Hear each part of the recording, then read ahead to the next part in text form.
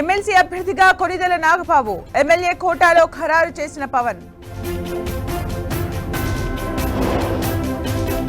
అసెంబ్లీలో రెండే పక్షాలు, ప్రతిపక్షాన్ని గుర్తించకుంటే ఎలా? గతంలో చంద్రబాబుకు హోదా తామే ఇచ్చామన్న జగన్. అసెంబ్లీ రూల్స్ ప్రకారమే అన్ని చేస్తున్నాం, జగన్తో వ్యక్తిగత విభేదాలు లేవన్న లోకేష్.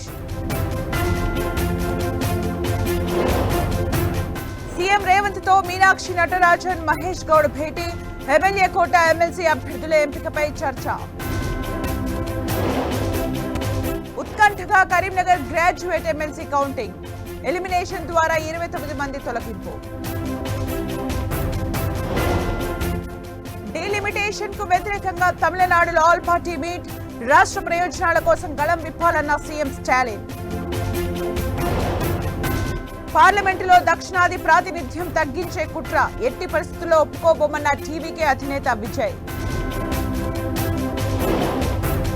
కేసులు ఎత్తివేయాలంటూ పంజాబ్ లో రైతుల ఆందోళన, అలర్ట్ అయిన పోలీసులు, అడుగడుగున తనిఖీలు. ఏప్రిల్ 2 నుంచి భారత్ పై సుంకాల అమలు, ఇప్పుడు తమ వంతు వచ్చిందన్న ట్రంప్. యుద్ధం కావాలంటే యుద్ధమే ఇస్తాం, అమెరికా సుంకాలపై చైనా వార్నింగ్.